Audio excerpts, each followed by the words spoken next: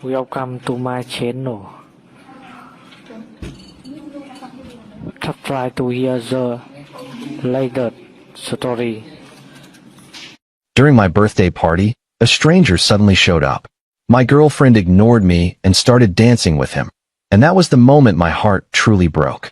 She even looked at me and said something so hurtful that I chose to stay silent. In the very next moment, I made a decision, one that led her to show up at my office 2 days later, in tears. I'm 28 years old, and I thought I had my life figured out. Good job at a marketing firm downtown, close group of friends who'd been with me since college, and Vanessa, my girlfriend of 3 years who I genuinely believed was the one. We talked about moving in together by the end of summer, about futures and kids, and all those things people say when they think they're in love. I had a ring picked out. Not purchased yet, but picked out. I was planning to propose in August during our trip to the coast. My birthday fell on a Saturday this year, May 16th. I'm not big on celebrations, never have been. I usually prefer a quiet dinner with close friends, maybe drinks at our usual bar. But Vanessa insisted on throwing me a proper party at my apartment. She seemed genuinely excited about it, talking about themes and decorations, and hiring a bartender. I thought it was sweet that she wanted to do something special for me, so I went along with it. Looking back, I should have paid more attention to the details she was controlling. The week leading up to the party, Vanessa was glued to her phone more than usual. We'd be watching a movie and she'd laugh at something on her screen, then quickly lock it when I glanced over. When I asked who she was texting, she'd give me vague answers. Just coordinating party stuff, or my sister being dramatic again, or work nonsense. I trusted her completely. That was my first mistake. She also became distant physically. We'd always been affectionate, holding hands while watching TV, cuddling before bed, that kind of thing. But that week, she'd stay on her side of the couch. When I tried to initiate anything, she'd say she was tired or stressed about work. I figured she was just busy with party planning and her job. I didn't push it. The party started at 7 p.m. By 8, my apartment was packed. Friends from work, college buddies I hadn't seen in months, some of Vanessa's co-workers, her friend circle, people I knew but wasn't particularly close to. My living room felt smaller than usual with 30-something people crammed in. The music was loud. Drinks were flowing from the makeshift bar Vanessa had set up, and everyone seemed to be having a better time than I was. I'm not antisocial by any means, but something felt off from the start. Vanessa kept checking the door, glancing at her phone, barely spending any time with me. I'd catch her eye across the room and smile, and she'd give me this distracted half-smile back before turning to someone else. My friend Liam noticed too. He pulled me aside around 8:30 while I was refilling my beer. "Hey man, everything cool with you and Vanessa?" "Yeah, why?" "I don't know. She just seems somewhere else tonight. It's your birthday, and she's barely talked to you. She's probably just stressed making sure everything runs smoothly." Liam didn't look convinced, but he dropped it. Around 9:30, the doorbell rang. Vanessa practically sprinted across the room to answer it, nearly knocking over someone's drink. I was in the kitchen talking to my coworker Brian about some project deadline when I heard her voice, higher and more animated than it had been all night. "You made it. Oh my God, I thought you weren't going to come." I walked into the living room and saw him. Tall, probably 6'2", with the kind of effortless style that looks expensive without trying. Dark hair swept back, perfectly tailored fitted black shirt, designer jeans, confident smile. He was holding a bottle of wine that probably cost more than my monthly electric bill and hugging Vanessa like they were long-lost lovers reuniting after years apart. The hug lasted too long. Her hand lingered on his chest when they pulled away. "Everyone, this is Cameron," Vanessa announced, her hand still on his arm. "We went to college together. He just moved back to the city last month." A few people waved. Most went back to their conversations. I set my beer down and walked over, extending my hand. "Hey man, I'm Daniel, the birthday guy." Cameron shook my hand with a grip just firm enough to feel like a test. His smile was all teeth. "Happy birthday, Daniel. Vanessa's told me so much about you." "That's funny. She's never mentioned you." The smile on his face didn't falter, but something flickered in his eyes. Vanessa's expression tightened, her jaw clenching for just a second before she forced a laugh. "I've mentioned him. You probably just forgot, babe. We haven't seen each other in like 6 years. She hadn't mentioned him. Not once. I have a good memory for things like that. I would have remembered if my girlfriend had talked about some guy she was apparently close enough with to invite to my birthday party. Maybe, I said, not believing it for a second. Vanessa quickly steered Cameron toward the kitchen. Let me get you a drink. What are you in the mood for? I watched them walk away, her hand on his lower back, guiding him through my apartment like she owned the place. Like I wasn't even there. For the next hour, I tried to enjoy my own party. I talked to friends, thanked people for coming, opened a few gifts. But I couldn't stop noticing Vanessa and Cameron. They were always in my peripheral vision. She'd laugh at things he said that weren't remotely funny, touch his shoulder when she talked, lean in close when the music got loud, even though it wasn't that loud. She'd tilt her head in that way she used to do with me when we first started dating. My buddy Liam pulled me aside again around 10:30. Dude, what the hell is going on with Vanessa and that Cameron guy? I have no idea. She's barely looked at you all night. And she's all over him. I noticed. You want me to say something? Because I'll say something. Nah, I'll handle it. But I didn't handle it.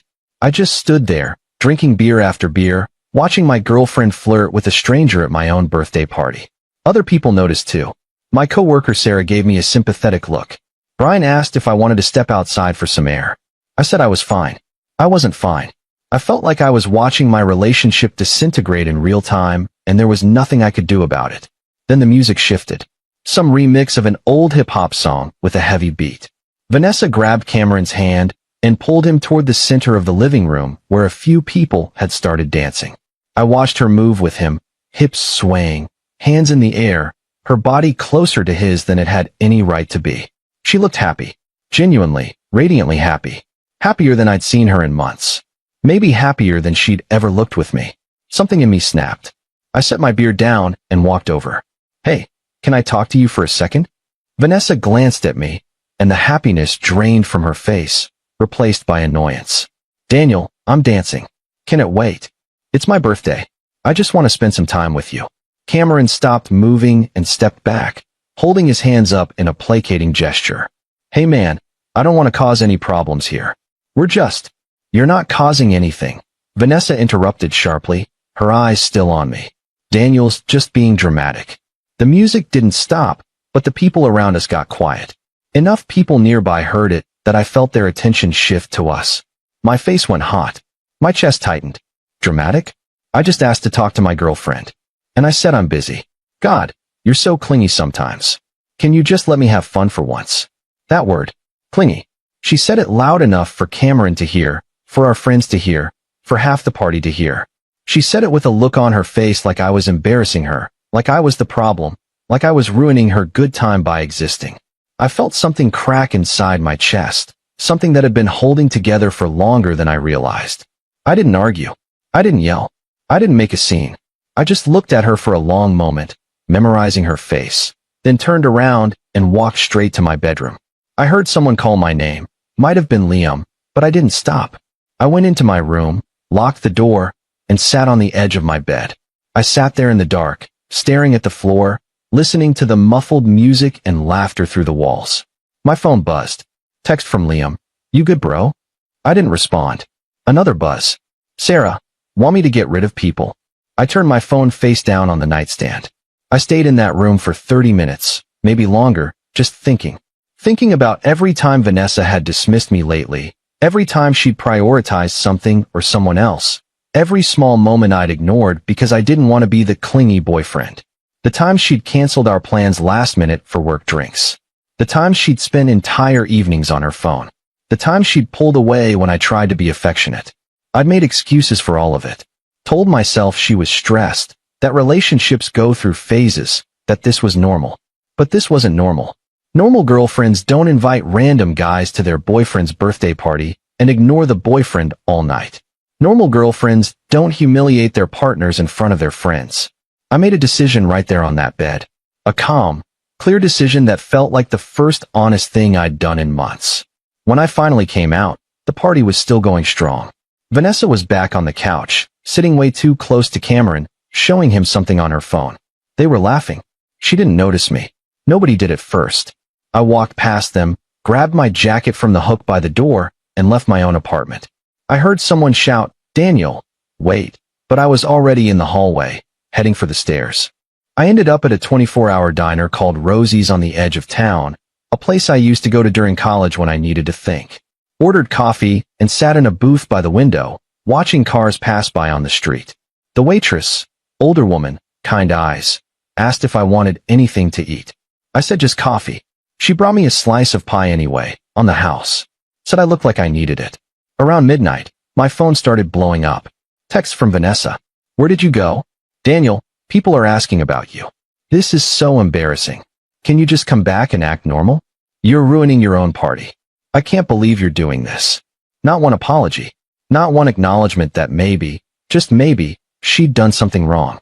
I turned my phone off. I stayed at that diner until 2 in the morning, then checked into a cheap hotel nearby.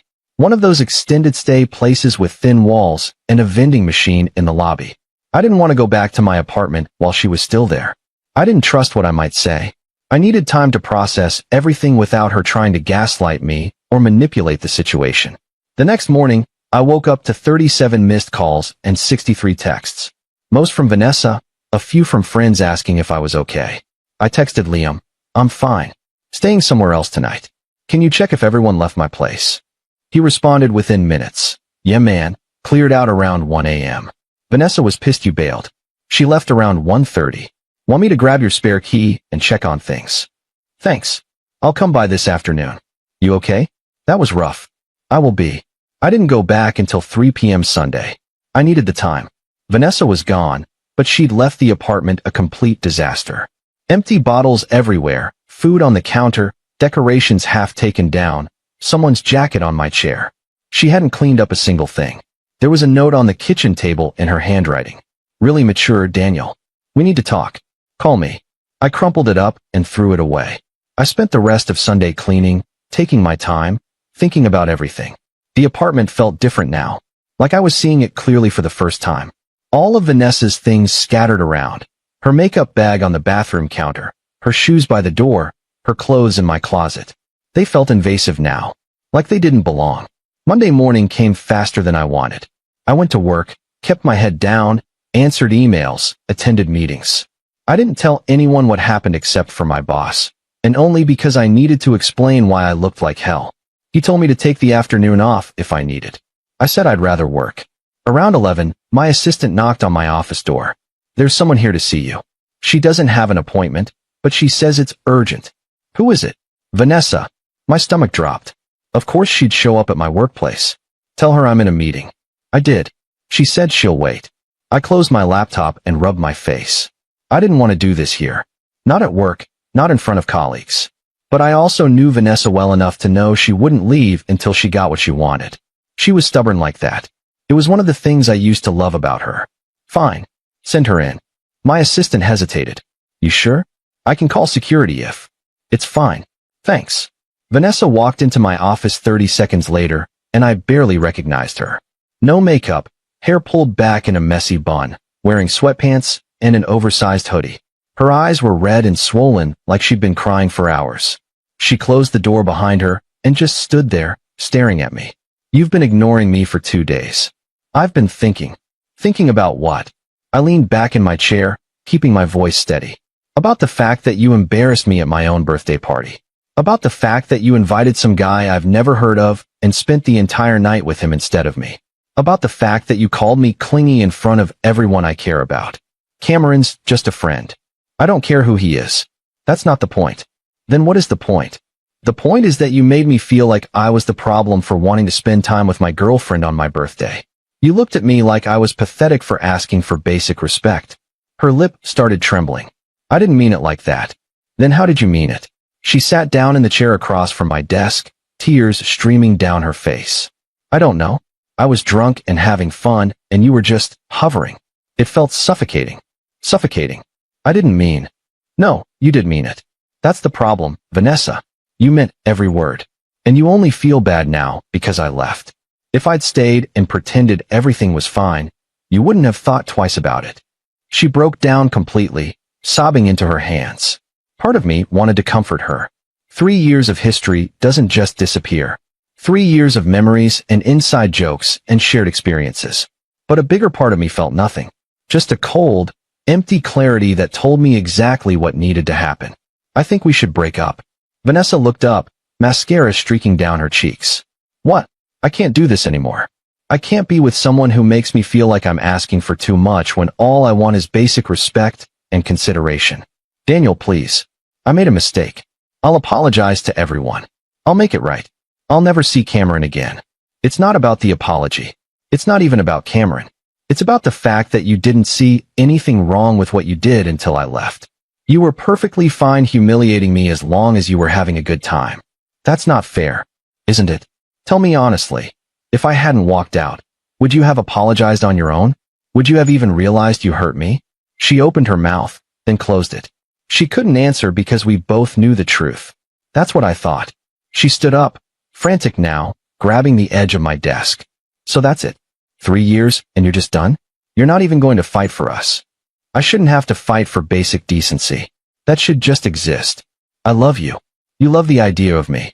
You love having someone who's always there, always supportive, always understanding. But the second I need something from you, the second I ask for anything, I'm clingy. That's not true. Then prove it.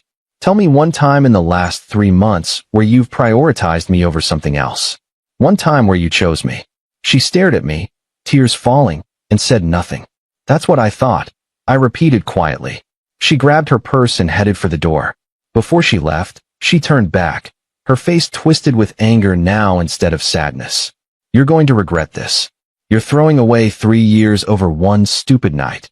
Maybe, but I don't think I will.